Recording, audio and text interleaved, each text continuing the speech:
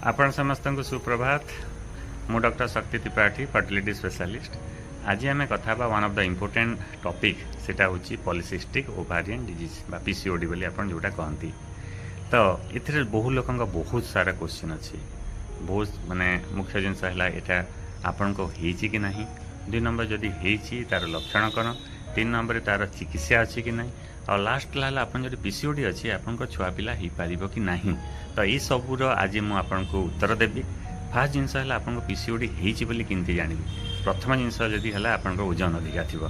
Second जिनस है आपनकर जदि टाइम टू टाइम आपन को साइकिल बा पीरियड हो नथिबो। को जन को मु देखि कार 2 मास 3 मास का 6 मास रे थरे होतबो।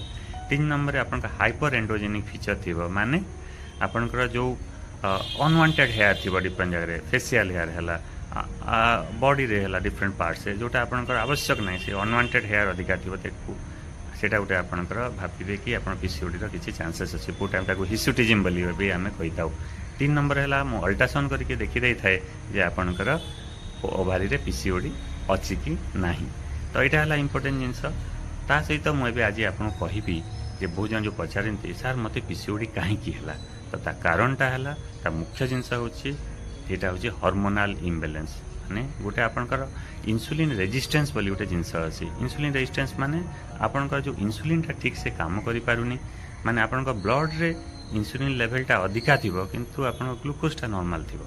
तो यहाँ हूँ आपनकर इंसुलिन रेजिस्टेंस जो आपनकर हाइपर एंड्रोजेनिक कंडीशन हुए बॉडी रे ओभारी अधिका एंड्रोजन प्रोडक्शन करे और एंड्रोजन अधिका प्रोडक्शन हवा द्वारा आपन जो इस्ट्रोजन और प्रोजेस्टेरोन जोटा अच्छी फर्टिलिटी हार्मोन जोटा मु कही थाए ता इफेक्टा ता कामटा से ठीक ठाक कर पार न थाए। आपन कॉमन लैंग्वेज जोटा आपन कही था कि हार्मोनाल इम्बैलेंस हो गला बोली। सो जो मानकर हार्मोनाल इम्बैलेंस है से मानकर ओवुलेशन टाइम रे ही न थाए। जदि ओवुलेशन न है आपनकर इनफर्टिलिटी बा कन्सीव होबारे असुविधा होता है। तो यार प्रथम ट्रीटमेंट कौन, यार फास्ट ट्रीटमेंट आपन को होची फास्ट लाइन ट्रीटमेंट जोटा मु कही था सेटा होची वेट रिडक्शन। आप जदि ओजन कमाउछंती सेटा होची आपन को बहु जन को मैं देखी साइकिलटा रेगुलर ही थाए, एक क्वालिटी बढ़ी थाए और पीसीओडी जो सिवियरिटीटा कमी जाए थाए।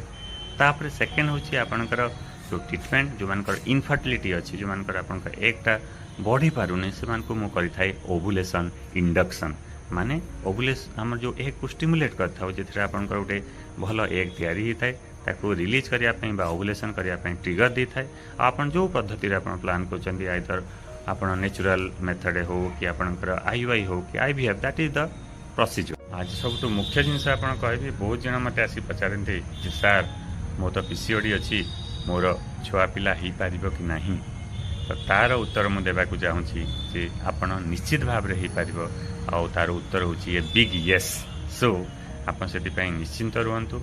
आपन को पई जदि आमे प्रॉपर मैनेजमेंट प्लान करिबा आपन निश्चित भाव रे छुआ पिला ही पारिबो। धन्यवाद।